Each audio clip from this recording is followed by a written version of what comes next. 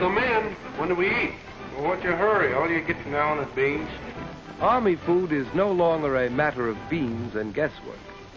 Since the last war, nutrition has become a science, and our Army Quartermaster Corps uses that science in planning Army meals.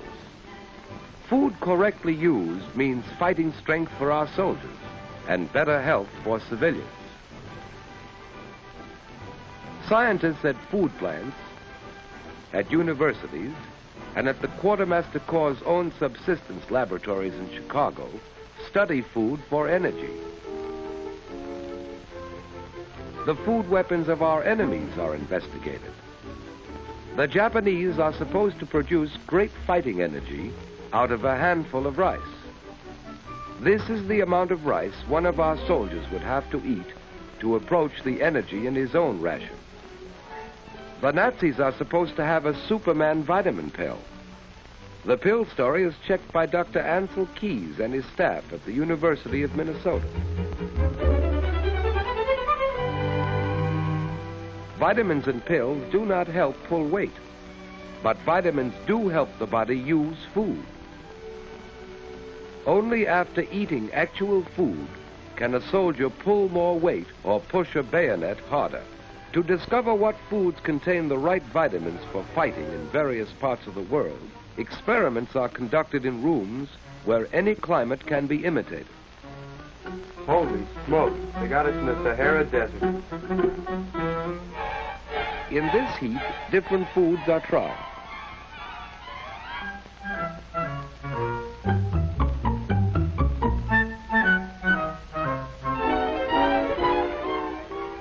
What's lost in perspiration is measured. The answer to the vitamin question is not pills, but good food in plenty of variety, according to Dr. Keys. If vitamins were missing from his food, a soldier might have to take concentrated vitamins. If he had vitamins but no food, he would still starve. The best way, naturally, is to supply vitamins in the food. It is for this reason that the Army uses only vitamin-enriched flour in its bread.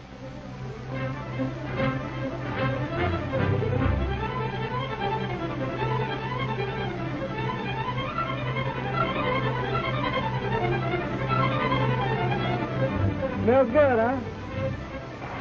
If you lose your ovens, take a couple of barrels, cover them with clay, and bake your bread.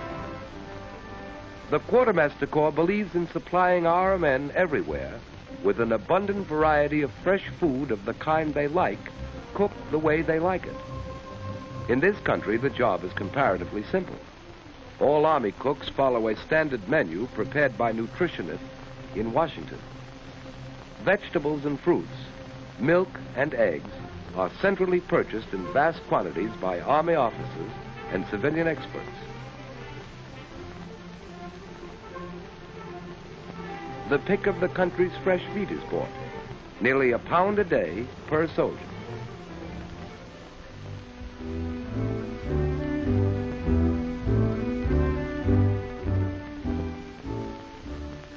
The job of supply gets more difficult as 1 million men go overseas, for the Quartermaster Corps faces the problem of shipping space.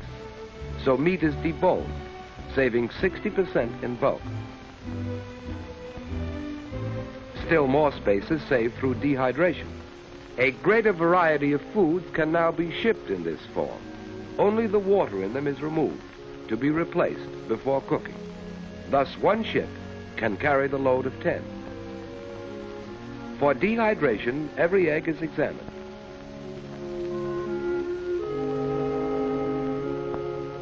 The yolks are separated from the whites and put through a dryer.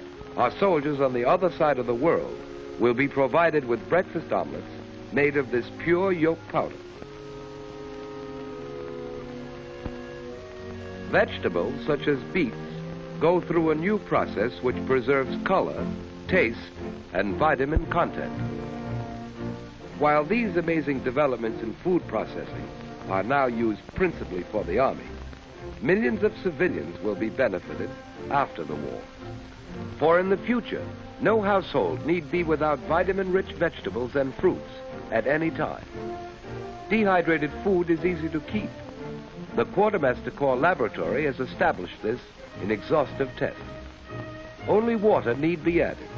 When cooked, it is often impossible to detect a difference in taste, and constant tests show practically no difference in vitamin content between the dehydrated and the untreated product. When a soldier is out in the field and away from camp cooks, he must carry his own ration. Pre-cooked meats for emergency rations were developed in the Army laboratory for this purpose. Here, too, emphasis is put on taste, as well as on the food value of the ration, which consists of a can of meat for each meal and a second unit containing concentrated soup, hardtack, coffee powder, and candy. Total weight, 3.5 pounds for 3 square meals a day. But specialized troops in mobile warfare need a still more compact ration. So the Army has developed the now famous K ration, the completely streamlined meal. Originally designed for paratroops, K proved ideal for tank busters, commandos, and all isolated units. Each package contains a balanced vitamin-rich meal. A day's ration weighs about 2 pounds. K was developed under Colonel Rowland A. Isker. The object of the K ration is to provide the soldier with food under emergency. This ration, with its variations, is therefore adapted to all climatic conditions, from the tropics to the frigid zone. Each item in K had to be super nutritious, but also appetizing.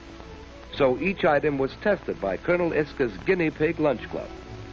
Several recipes, for instance, were tried in picking a soybean biscuit. This biscuit seems to meet specifications.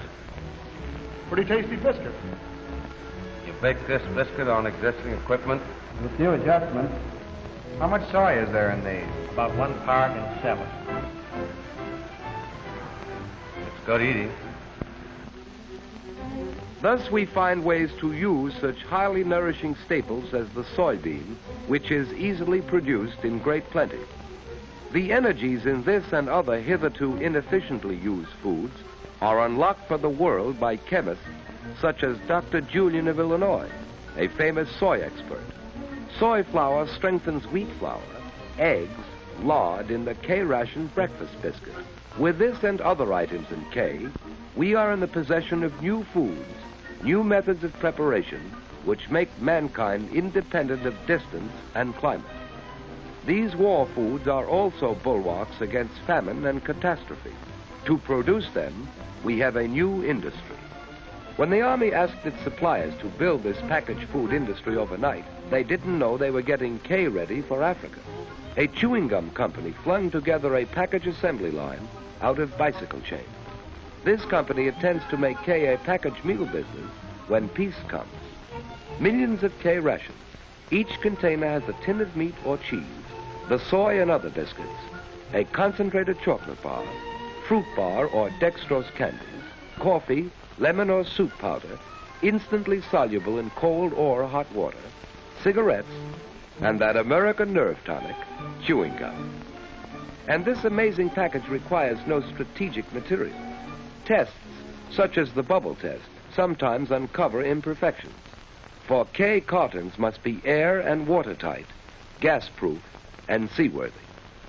With science at his service, and the greatest food-producing country in the world backing him up, the American soldier, no matter where he may be, in the jungle, in the Arctic, in the desert, or in his home camp, can rightly consider himself the best-fed soldier in the world.